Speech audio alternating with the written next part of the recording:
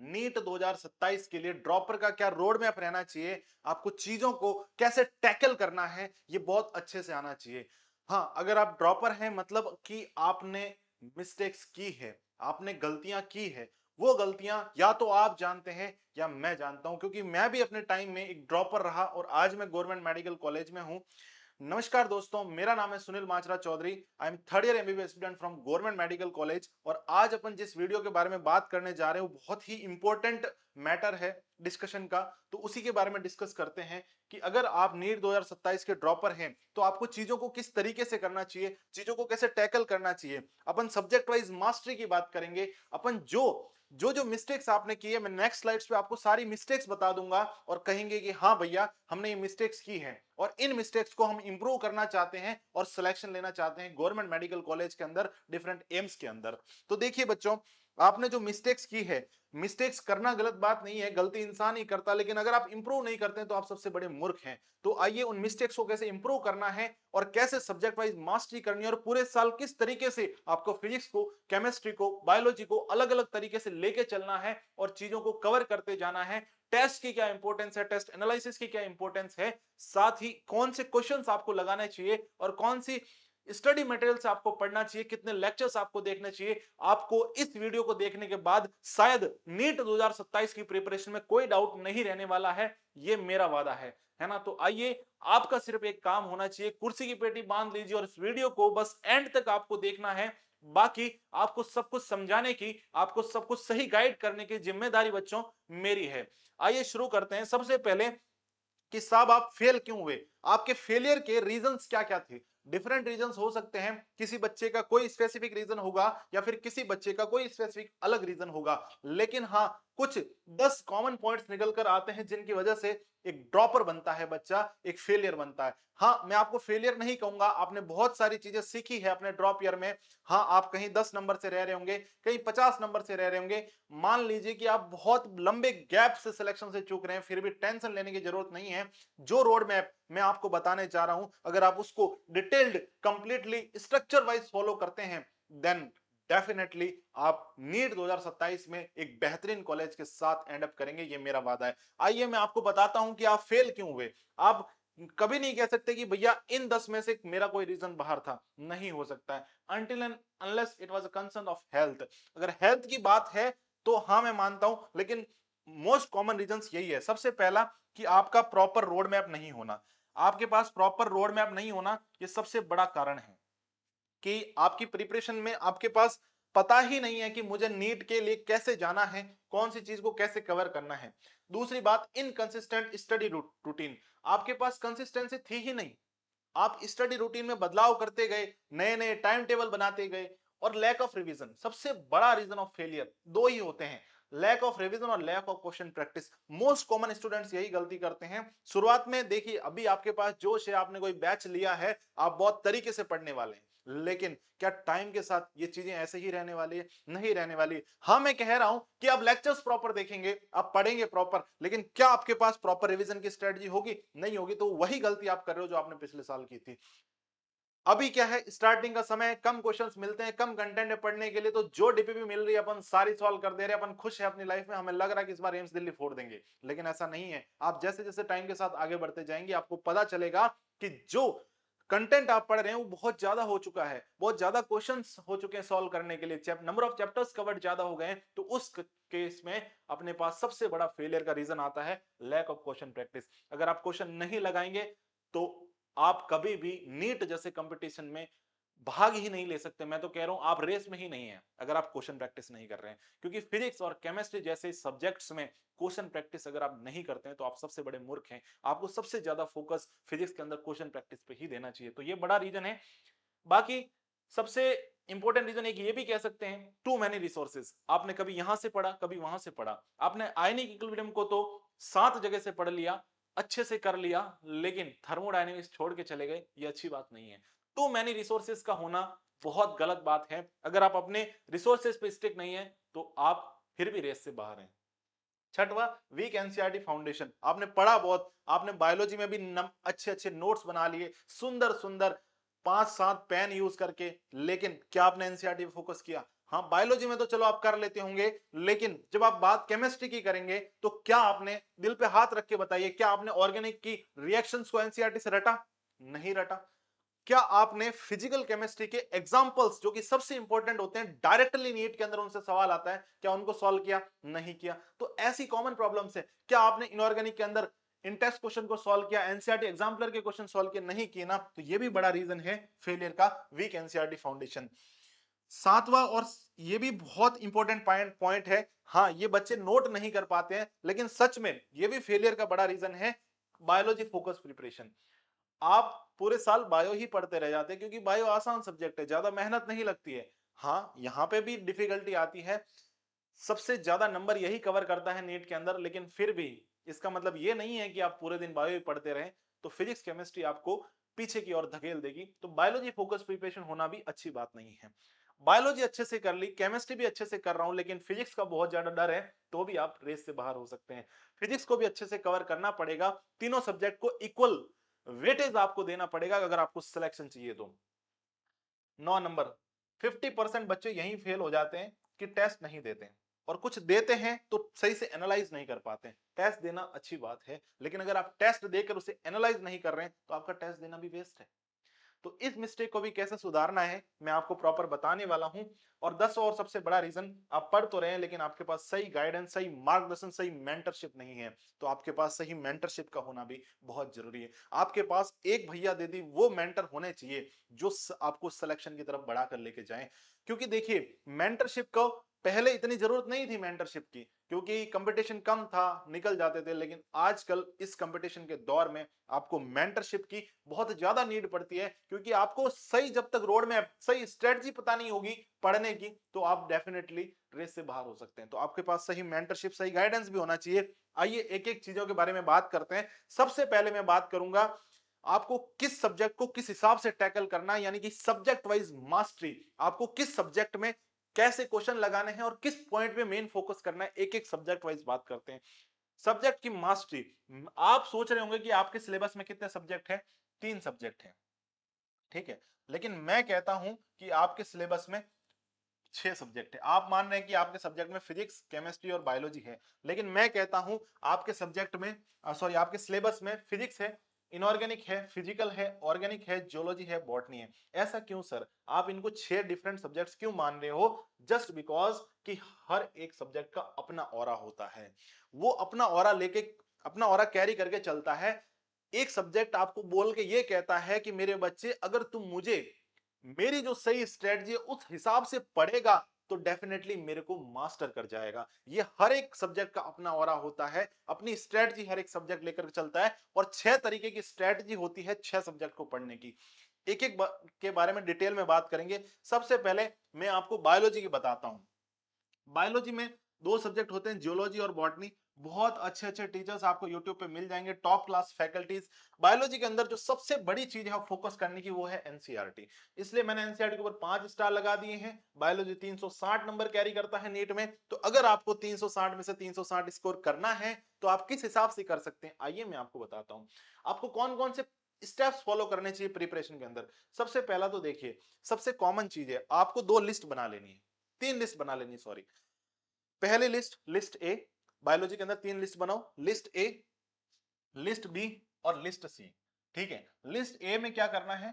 List A में तुझे ये रखने हैं जिनकी तूने पिछले साल अच्छे से पढ़ लिए थे चैप्टर्स और तुझे कोई लेक्चर की नीड नहीं है। लिस्ट बी में उन चैप्टर को रखना है जो तुझे आधे अधूरे आते हैं, तेरा बस वन शॉट से ही काम हो जाएगा, प्लस मैं एनसीईआरटी पढ़ लूंगा। ठीक है, और लिस्ट सी जो तुझे बिल्कुल भी नहीं आते, उन चैप्टर को ये लिस्ट सी में रखना है, यानी कि उनके लिए फुल लेक्चर की नीड तुझे पढ़ने वाली है। तो 3 लिस्टें अगर तूने बायोलॉजी के अंदर बना ली तो तेरा आधा काम बायोलॉजी का यही सॉल्व हो गया। सबसे पहले ड्रॉपर के सक्सेस होने का सबसे पहला पॉइंट मैं आपको बताता हूं कि कभी भी अपने आप को जीरो पे मत मानो, दैट्स इट। कभी भी जीरो पे मानो ही मत ना, आप जीरो पे नहीं हो यार, आप एक सर्टेन लेवल कैरी करके चल रहे हो, तो उस लेवल को मेंटेन करो। और मैं आपको बता रहा हूं, आप 3 लिस्ट बनाओ बायोलॉजी के अंदर। ए लिस्ट जहां पर आपको पता होना चाहिए कि साहब मुझे ये चैप्टर्स कंप्लीटली आते हैं, इनकी बस मैं एनसीईआरटी की रीडिंग कर लूंगा। और लिस्ट बी, यानी कि आपको सिर्फ और सिर्फ वन शॉट की नीड है, आपको ज्यादा डिटेलिंग नहीं चाहिए। और लिस्ट सी, जहां आपको कुछ भी नहीं आता उस चैप्टर के बारे में, तो आपको फुल लेक्चर की नीड है। डिफरेंशिएट करना बहुत इंपॉर्टेंट है। अब मान लीजिए आपने लेक्चर अटेंड किया, वन शॉट या फिर फुल लेक्चर, उसके बाद आपको क्या करना है, नोट्स तो बिल्कुल बायोलॉजी में बनाने ही नहीं है ना। मैं आपको डेफिनेटली बोल रहा हूं, आपको दुनिया भर के लोग कुछ भी कह दे लेकिन नोट्स नहीं बनाने हैं, किसी भी चैप्टर के नोट्स नहीं बनाने। अगर फिर भी आपकी तीव्र इच्छा जग रही है कि भैया मुझे ऐसे चैप्टर बता दो जिनमें नोट्स की आवश्यकता पड़ेगी, तो मैं आपको बता देता हूं, फोटोसिंथेसिस, रेस्पिरेशन इन प्लांट्स और principle of inheritance and variation और हल्का फुल्का बायोटेक, दैट्स इट। इनके अलावा कोई भी चैप्टर में आपको नोट्स की नीड नहीं पड़ने वाली है। आप सिर्फ एनसीईआरटी से पढ़े, 360 में से आपने नीट 2026 का पेपर देखा, आपने रीनीट 2026 का पेपर देखा, 90 में से 90 क्वेश्चन आपको एनसीईआरटी में से देखने को मिल रहे हैं। तो मेरी जान तू कर क्या रहा है, क्यों नोट्स बना रहा है, जब 90 के 90 क्वेश्चन एनसीईआरटी से आ रहे हैं। Just read the NCERT and go on, that's it. ठीक है, अब आपको लेक्चर के साथ एनसीईआरटी को प्रिपेयर करना, सिर्फ रीड नहीं मारना। प्रिपेयर का मतलब क्या होता है कि कुछ डिफिकल्ट वर्ड है, उनको एनसीईआरटी की साइड में जगह दे रखी होती है, उनको इजी कर करके साइड में लिख लो, या फिर एग्जांपल्स को साइड में लिख लो, कोई बहुत टफ लाइन आ गई है उसको साइड में लिख लो, दैट्स इट। ठीक है, उसके बाद ये लेक्चर के साथ ये काम हो गया एनसीईआरटी को तैयार करना। उसके बाद आप एनसीईआरटी का रट्टा मारो। भैया क्या कह रहे हो यार, रटने का बोल रहे हो? बिल्कुल, बायोलॉजी जैसा सब्जेक्ट आपको रटना ही चाहिए जहां रटने की जरूरत पड़ रही है। तो उसके बाद आप रूम पे बैठ के आराम से लेक्चर बंद करो और एनसीईआरटी का डेफिनेटली एकदम रट्टा मार डालो। उसके बाद आपको डिफरेंट टाइप के क्वेश्चन करने हैं। डिफरेंट टाइप के क्वेश्चन से नहीं समझ में आया भैया क्या मतलब है, अससन रीजन टाइप के अलग प्रैक्टिस करो और स्टेटमेंट टाइप के अलग प्रैक्टिस करो, मैच द फॉलोइंग अलग प्रैक्टिस करो। इस तरीके से जब आप चीजें करते जाओगे तो आपको समझ में आएगा, ओ ऐसे भी पढ़ा जाता है क्या। बिल्कुल, क्योंकि डिफरेंट टाइप के क्वेश्चन आपको नीट में पूछे जाते हैं। तो इसके लिए आप एनसीईआरटी आईटी और फिंगर टिप्स बुक लगा सकते हो, वहां आपको एनसीईआरटी एग्जाम्पलर के भी क्वेश्चन मिल जाएंगे। या फिर आप हमारा क्वेश्चन बैंक यूज कर सकते हो जो हम मेंटरशिप के साथ साथ देते हैं, दैट्स इट। मेंटरशिप वाले बच्चे जानते हैं, क्योंकि वहां पर हम लोग क्या करते हैं कि हर एक चैप्टर का अपना एक अलग, जैसे मान लीजिए लिविंग वर्ल्ड है तो लिविंग वर्ल्ड में असर्शन रीजन का एक अलग लिस्ट होती है, स्टेटमेंट वाइज क्वेश्चन की अलग, डायग्राम बेस्ड क्वेश्चन अलग, मतलब ऐसे 7 से 8 टाइप के डिफरेंट क्वेश्चन एनसीईआरटी एग्जाम्पलर हो गया, पीवाईक्यू हो गया, है ना, मैच द फॉलोइंग हो गया। तो ये सब। अब बात करते हैं केमिस्ट्री की। केमिस्ट्री में सबसे पहले सब्जेक्ट के बारे में बात करता हूँ, फिजिकल केमिस्ट्री। फिजिकल केमिस्ट्री में आपको क्या करना है, सबसे पहले आपको फुल लेक्चर्स देखने हैं, क्योंकि आपको भी पता है रीनीट का पेपर बहुत हार्ड आया था फिजिकल का, है ना। तो आपको फुल लेक्चर इसके अंदर देखना है। उसके बाद लेक्चर के साथ साथ प्रॉपर नोट्स बनाने हैं। उसके बाद नोट्स, लेक्चर देखने के बाद नोट्स का प्रॉपर रिवीजन करना है। लेकिन यहां पर जो सबसे ध्यान देने योग्य बात है कि आपको साथ के साथ टॉपिक जैसे जैसे हो रहा है, साथ के साथ आपको क्या करना है बच्चों, शॉर्ट नोट्स बना लेने हैं। फिजिकल केमिस्ट्री में शॉर्ट नोट्स की बहुत ज्यादा जरूरत है। भैया समझ में नहीं आता शॉर्ट नोट्स में क्या लिखूं, वैसे तो हम अपने लेक्चर्स में बता देते हैं बच्चों को क्या लिखना है, लेकिन मैं आपको बता देता हूं कि आपको शॉर्ट नोट्स में क्या क्या लिखना है। Only formulas and theoretical points, theoretical points, formulas और कंसेप्ट्स, दैट्स इट, यही लिखना है। और एक दो जो हार्ड क्वेश्चन आपको लगे कि हाँ इनको देखने की जरूरत है, बस वो ऐड कर लीजिए। उसके बाद आप डीपीपी लगाइए। डीपीपी लगाने के बाद सबसे इंपॉर्टेंट जो फिजिकल में आता है वो है पीवाईक्यूज। आपने देखा होगा पीवाईक्यू रिलेटेड क्वेश्चन बहुत ज्यादा रिपीट होते हैं, या फिर एनसीईआरटी के एग्जाम्पल से डायरेक्ट क्वेश्चन उठ के आते हैं। तो सबसे ज्यादा इंपॉर्टेंस फिजिकल केमिस्ट्री में 3 पॉइंट की है। पहला तो आपको शॉर्ट नोट्स बनाने चाहिए, और दूसरा पीवाईक्यू और एनसीईआरटी एग्जाम्पल सारे सॉल्व कर लेने चैप्टर के साथ, ताकि इनके अलावा आपको वैसे नीट में क्वेश्चन नहीं देखने को मिलता। अगर आप एनसीईआरटी एग्जांपल्स लगा लेते हो और आप पीवाईक्यूज लगा लेते हो तो आपको नए क्वेश्चन नहीं देखने को मिलते। ये फिजिकल का बढ़िया तरीका है कवर करने का। ठीक है, अब आता है इनऑर्गेनिक केमिस्ट्री। इनऑर्गेनिक एक सिंपल सी चीज है, आपको लेक्चर देखना है, प्रॉपर नोट्स बनाने, ये तो सब में करना ही है बायोलॉजी के अलावा। लेकिन यहां पर ध्यान देने योग्य ये बात है कि आपको एनसीईआरटी के इंटेक्स क्वेश्चन साथ के साथ करने हैं और एनसीईआरटी की रीडिंग साथ के साथ करनी है। इनऑर्गेनिक केमिस्ट्री के अंदर एनसीईआरटी बहुत इंपॉर्टेंस रखती है। टीचर ने लेक्चर में पढ़ाया, उसके आपने नोट्स बनाए। ठीक है, अब आप क्या करें, जब भी रूम पे नोट्स का रिवीजन कर रहे हैं तो आप क्या करें कि जो एनसीईआरटी है, जैसे मान लीजिए उसकी आप साथ के साथ रीडिंग कीजिए जो टॉपिक आपने पढ़ा। ठीक है, और एनसीईआरटी के इंटेक्स्ट क्वेश्चन आप साथ के साथ लगाइए। समझे बात को? अब देखो ये तक ठीक है। अब उसके बाद अपने को क्या करना है, मॉड्यूल सॉल्व कर लेना है, दैट्स इट। तो इनऑर्गेनिक भी आपकी इस तरीके से पैक हो जाएगी। तो यहां पर ध्यान देने योग्य बात थी एनसीईआरटी इंटेक्स्ट क्वेश्चन और एनसीईआरटी रीडिंग की। अब आता है ऑर्गेनिक केमिस्ट्री की, मैं कैसे मास्टरी कर सकता हूं, मुझे क्या प्रोसीजर फॉलो, ये मैं पूरे साल का बता रहा हूं। अगर साल भर आपने इस तरीके से सब्जेक्ट को पढ़ लिया तो सब्जेक्ट की मास्टरी हो जाएगी, आपका क्वेश्चन गलत नहीं होगा नीट के अंदर। देखिए यहां पर आपको लेक्चर लेना है, वो तो सब में कॉमन है, और नोट्स बनाने हैं। ठीक है, अब लेक्चर की स्टार्टिंग मुझे कहां से करनी चाहिए, तो आपको स्टार्टिंग आईयूपीएससी से करनी चाहिए, फिर आइसोमेरिज्म, फिर जीओसी। उसके बाद आपको पूरी ऑर्गेनिक के बारे में सोचना चाहिए, क्योंकि ये आपके पास बेसिक चैप्टर्स आते हैं ये आपको कंफर्म पता होने ही चाहिए। आईयूपीएससी, आइसोमेरिज्म और जीओसी, सबसे पहले इनको अच्छे से पढ़ लेना, चाहे वन शॉट से करो चाहे फुल लेक्चर से करो। इनको कंप्लीट करने के बाद इनके प्रॉपर नोट्स बना लिए। अब आप चैप्टर वाइज के ऊपर आओ, आप साथ के साथ लेक्चर के साथ नोट्स का रिवीजन करते जाओ डेली घर पे। और उसके बाद आपको सबसे इंपॉर्टेंट यहां पर ध्यान देने योग्य बात यह है कि जैसे ही चैप्टर वाइज ऑर्गेनिक स्टार्ट हो जाए, आप साथ के साथ एनसीईआरटी की रीडिंग करो। एनसीईआरटी के अंदर जो फिजिकल प्रॉपर्टीज है, केमिकल प्रॉपर्टीज है, केमिकल रिएक्शंस है, उन सबको आप अच्छे से देखो। लेकिन रिवीजन के लिए एक काम आपको एक्स्ट्रा करना है, मोस्ट इंपॉर्टेंट, कि आपको साथ के साथ चैप्टर वाइज रिएक्शन का चार्ट बना लेना है। जैसे आपकी केमिकल प्रॉपर्टीज है, मान लीजिए एल्केन की, उनका चार्ट अलग बना लीजिए। केमिकल रिएक्शंस है एल्केन की, उनका चार्ट अलग बना लीजिए। मेथड ऑफ प्रिपरेशन का चार्ट अलग बना लीजिए। तो इस तरीके से आप चीजें प्रिपेयर कर सकते हैं। उसके बाद आप क्वेश्चंस कर लीजिए। ये आपको ऑर्गेनिक केमिस्ट्री मास्टर करने का तरीका हो गया। आपको रिएक्शन का चार्ट के बारे में जरूर ध्यान रखना है। अब आता है फिजिक्स। फिजिक्स अपना मेन सब्जेक्ट, ठीक है। फिजिक्स तो मैं खुद भी पढ़ाता हूँ। हाँ, फिजिक्स में आपको क्या करना है, लेक्चर देखना है और नोट्स बनाना है। ये तो सबको पता है कि फिजिक्स में, हाँ भैया मुझे स्पेशल बताइए क्या क्या करना है। फिजिक्स में आपके 150 प्लस कहीं नहीं गए, जैसे मैं बोल रहा हूं वैसे कर लो बस। 150 प्लस कहीं नहीं गए। देखो, आपको फिजिक्स में इफेक्टिव शॉर्ट नोट्स मिलेंगे, मतलब बनाने चाहिए। इफेक्टिव शॉर्ट नोट्स का मतलब क्या है? इफेक्टिव शॉर्ट नोट्स का मतलब यह है कि आपको पता होना चाहिए कि शॉर्ट नोट्स के अंदर क्या होना चाहिए। कंसेप्ट होने चाहिए, है ना, आपके पास फॉर्मूलाज होने चाहिए, ठीक है, और आपके पास थ्योरेटिकल पॉइंट्स होने चाहिए, और पीवाईक्यू क्वेश्चंस के कुछ कुछ ऐसे डेटा कंसेप्ट होने चाहिए जहां से आपका क्वेश्चन मिस ना हो जाए, ठीक है। और नोट्स के अंदर क्या क्या होना चाहिए मैं अभी बताऊंगा। क्वेश्चन प्रैक्टिस आपको कैसे करनी चाहिए वो भी बताऊंगा, ठीक है। और उसके साथ साथ आपको प्रॉपर रिवीजन करना है, ठीक है। इफेक्टिव शॉर्ट नोट्स, डेली घर पे रिवीजन, उसके बाद आपको क्वेश्चन प्रैक्टिस करनी है। तो यहां पर सबसे बड़ा इंपॉर्टेंट पॉइंट आता है कि मेरे पास जो मैं कॉपी नोट्स बना रहा हूं उनमें क्या क्या होना चाहिए और क्वेश्चन प्रैक्टिस के लिए क्या क्या होना चाहिए। नोट्स के अंदर आपके पास एनसीईआरटी की कंप्लीट थ्योरी होनी चाहिए, मेन मेन पॉइंट्स।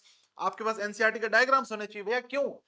अरे, एनसीईआरटी के डायग्राम्स जो फिजिक्स के कंसेप्ट को समझने के लिए बहुत जरूरी होते हैं, और जो कंसेप्चुअल थ्योरेटिकल स्टेटमेंट क्वेश्चंस आते हैं नीट के अंदर वो यहीं से बनते हैं।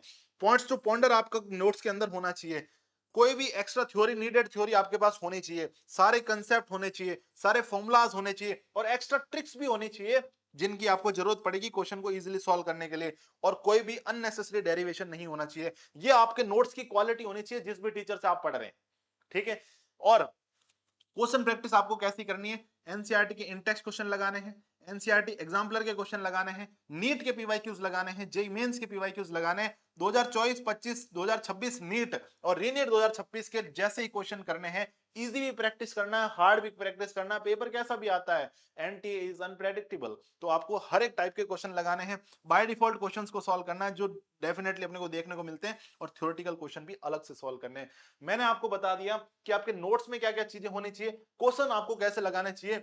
इसके साथ मैं आपकी 150 प्लस की गारंटी लेता हूं फिजिक्स के अंदर। सर ये सब हमें कहां मिलेंगे? देखो, वैसे तो मैं एक स्ट्रेटेजिक वीडियो बना रहा हूं, लेकिन एक इंफॉर्मेशन दे देता हूं आपको। फिजिक्स का एक मैं बैच चलाता हूं, फिजिक्स बाय सुनील सर नाम से, ठीक है। उसमें मैं क्या करता हूं, हमारी डेली 1 डेढ़ घंटे की क्लास होती है ना। 1.5 घंटे की क्लास में अपन क्या क्या करते हैं, पहला 1 घंटा 15 मिनट तक अपन पढ़ते हैं अच्छे से, जो भी कंसेप्ट है थ्योरेटिकल पॉइंट्स नोट्स में प्रॉपर बनवाता हूं। जो नोट्स की क्वालिटी आपको मैंने बताई। उसके बाद मैं क्या करता हूं, 1 घंटा 15 मिनट ये कर लिया। उसके बाद लास्ट के 15 मिनट में शॉर्ट नोट्स में आपको प्रिपेयर करवाता हूं, जो मैंने सबसे इंपॉर्टेंट बताए। शॉर्ट नोट्स की मैं अपने बच्चों से अलग कॉपी बनवाता हूं, है ना। प्रॉपर क्लासेस होती है जहां बच्चा बात कर सकता है, मैं बच्चे से बात कर सकता हूं, व्हाट्सएप सपोर्ट रहता है, डाउट सपोर्ट।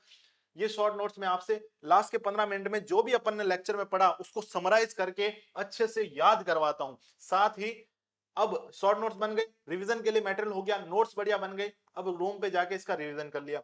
रिवीजन के साथ साथ आपको एक डीपीपी मिलेगी, वो डीपीपी सॉल्व करनी है। उसके बाद एक मेंटर होगा जो आपकी होमवर्क चेकिंग करेगा दूसरे दिन क्लास होने से पहले। वो ये चेक करेगा कि आपने डीपीपी सॉल्व की है या नहीं की, और साथ ही आपको जो भी डाउट्स डीपीपी में आएंगे आपको टीचर का सपोर्ट मिलेगा, और कंप्लीट डाउट सॉल्यूशन हम 24/7 चालू रखते हैं। मेंटर से भी पूछ सकते हैं आप, मेरे से भी पूछ सकते हैं। इस तरीके से हम एक कंप्लीट इकोसिस्टम देते हैं नीट के लिए, है ना। फिजिक्स की बैच ये स्पेशल चलता है। इसमें 499 रुपीज फीस है। अगर आपको ज्वाइन करना है तो आपको डिस्क्रिप्शन के अंदर डिटेल्स मिल जाएगी, ठीक है। ज्यादा बात इसके बारे में नहीं करते हैं, आइए टेस्ट सीरीज के बारे में बात करते हैं कि आपको कैसे कैसे टेस्ट देने चाहिए, है ना। सबसे पहले आपको चैप्टर वाइज टेस्ट देने चाहिए, ठीक है। दूसरा माइनर टेस्ट देने चाहिए, तीसरा मेजर टेस्ट देने चाहिए। चैप्टर वाइज टेस्ट देने का क्या मतलब है? चैप्टर वाइज मतलब फिजिक्स का अलग चैप्टर वाइज टेस्ट दो, केमिस्ट्री के अलग चैप्टर वाइज टेस्ट दो, बायोलॉजी के अलग चैप्टर वाइज टेस्ट दो, जैसे ही चैप्टर कंप्लीट हो जाए।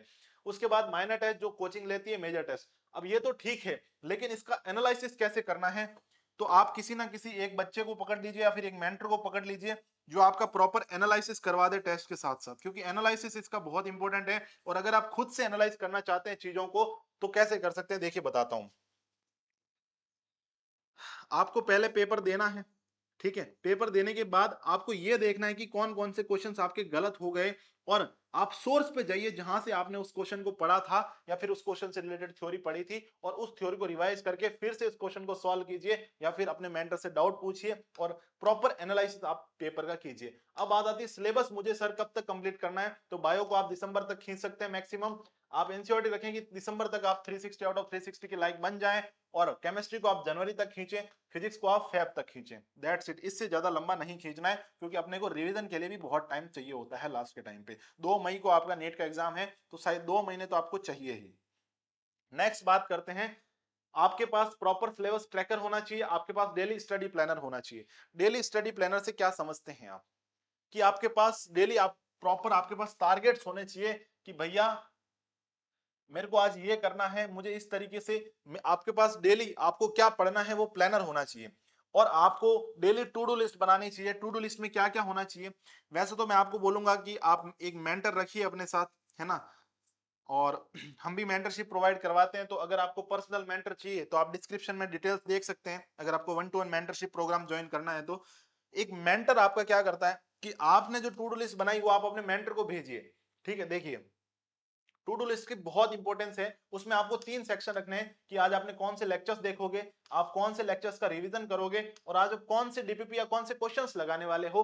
ये चीजें करके रात को डन लिस्ट रिपोर्ट करनी होती है। हमारे यहाँ मेंटरशिप में यही सिस्टम होता है कि बच्चे को पहले टारगेट देते हैं, टू डू लिस्ट बनवाते हैं, उसके बाद पर्सनलाइज टारगेट्स प्रोवाइड करवा दिए, study planner, to do list बनवा दी, उसके बाद रात को डन लिस्ट चेक की जाती है कि आपकी तीनों चीजें कंप्लीट हुई या नहीं हुई। हम तो ये भी रखते हैं कि आप डेली के 30 क्वेश्चन फिजिक्स में मिनिमम लगाएं ही लगाएं, ताकि आपका सिलेक्शन कोई भी नहीं रोक सके दुनिया में, ठीक है, समझे बात को।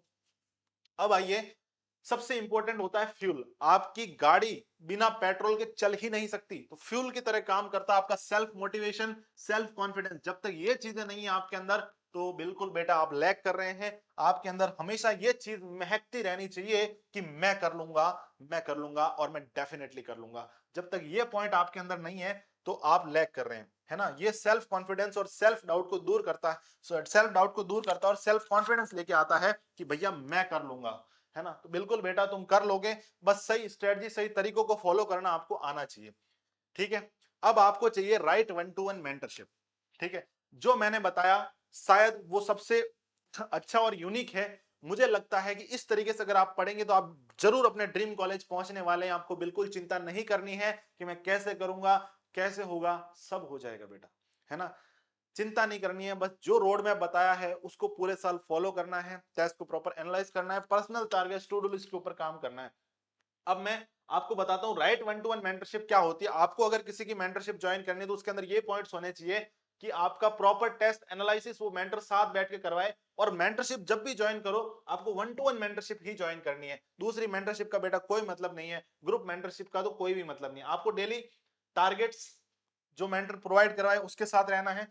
पर्सनलाइज 24/7 आपकी मॉनिटरिंग हो, क्योंकि देखिए एमबीबीएस में मुझे पता है बहुत पढ़ते हैं, मैं भी एमबीबीएस कर रहा हूं, लेकिन हाँ second year, third year, first year, fourth year भी आधा बच्चा फ्री ही रहता है मेंटर एमबीबीएस में, तो वो आपको गाइड कर सकता है पर्सनली, कोई बड़ी बात नहीं है। 24/7 बाहर वाले सोचते हैं कि कैसे कर लेंगे, बिल्कुल करेंगे, हम करके भी देते हैं बेटा। हमारी मेंटरशिप में जो मेंटर हम प्रोवाइड कराते हैं पर्सनल 1-to-1 मेंटर, वो 24/7 बच्चे को मॉनिटर करता है, उसकी क्वेश्चन प्रैक्टिस, उससे रिवीजन की एनसीईआरटी लेता है, साथ में उसका डेली होमवर्क चेकिंग भी करता है, प्रॉपर स्टडी प्लानर देता है। और राइट गाइडेंस के साथ अगर काम करते हैं तो डेफिनेटली सिलेक्शन लेकर के जाते हैं। और इसीलिए हमारा जो सिलेक्शन रेशियो है वो 95% प्लस है, ठीक है। कुछ बच्चे आप बोल रहे हो कि 5% क्यों नहीं हुए, क्योंकि यार रियल में आप 100% कभी नहीं दे सकते। अगर कोई भी आपको बोल रहा है कि मेरा 100% सिलेक्शन रेशियो, तो मूर्ख बना रहा है, क्योंकि बच्चे छोड़ देते हैं क्योंकि जैसे मान लीजिए अभी आपने ज्वाइन किया तो बहुत बच्चे होते हैं जो दिसंबर तक जाते जाते हार मान जाते हैं, छोड़ देते हैं मेंटरशिप को। उनको मैं काट लेता हूं क्योंकि वो भी तो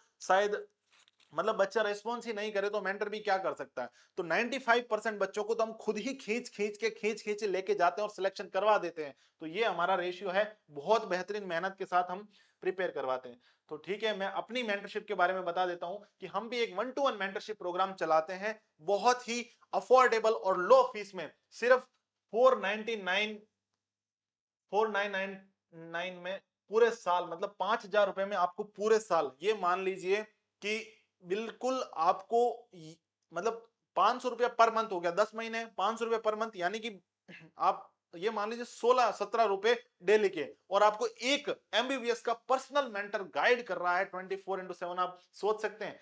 तो अगर आपको ज्वाइन करनी है 1-to-1 मेंटरशिप हमारी, क्योंकि हम बिल्कुल गारंटीड मेहनत करते हैं। अगर आपको लगेगा कि भैया नहीं, आप मेहनत नहीं कर रहे हो और मेरा सिलेक्शन नहीं हुआ, कोई बात नहीं बेटा, हम रिफंड करने के लिए भी तैयार रहते हैं, लेकिन ऐसी नौबत आती नहीं है। हम अपनी, आप अगर कमी गिनवाते भी है, कमी वैसे है नहीं, कोई भी नहीं गिनवाता, लेकिन फिर भी आपको लगेगा तो हम इंप्रूव करेंगे, आपका स्कोर इंप्रूव करेंगे। बहुत बच्चों का हमने सिलेक्शन करवाया है। 200 प्लस वाले बच्चे पहले मेरे पास थे, उनको मैंने 550 प्लस इस बार रीनीट में बहुत बच्चों को, और 650 प्लस तो ना जाने कितने थे नीट 2026 के अंदर, लेकिन रीनीट का पेपर हार्ड आया तो 550 प्लस बहुत सारे बच्चे हैं। रिजल्ट के टाइम पे हम आपको दिखाएंगे भी।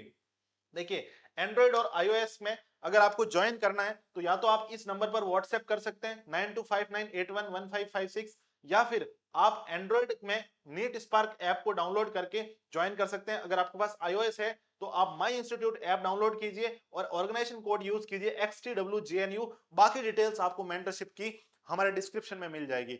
तो जो भी मैंने आपको रोड मैप बताया शायद आपको पसंद आया होगा, है ना। ये मेंटरशिप की डिटेल है। अगर आप इसको ज्वाइन करना चाहते हो तो बहुत अच्छी बात है, नहीं ज्वाइन करना चाहते तो भी कोई बात नहीं है ना। लेकिन आपको जो तरीके मैंने बताए वो 100% डेफिनेट थे, और इन्हीं तरीकों के साथ और पर्सनलाइजेशन देके हम मेंटरशिप में काम करते हैं। लेकिन जो मैंने तरीके बताए ऑनेस्टी के साथ, आपको इतने बेहतरीन मेथड सब्जेक्ट वाइज कवर करने को कोई नहीं देगा। तो डेफिनेटली बच्चा, वादा करो इसे जरूर फॉलो करोगे। और यहां तक अगर वीडियो देख ही लिया है तो भाई लोगों सब्सक्राइब भी कर देना, लाइक भी कर देना, और एक कमेंट छोड़ के जाना कि हाँ भैया मैं कर लूंगा। ठीक है बच्चों, मिलते हैं नेक्स्ट सेशन में, तब तक के लिए ओके बाय।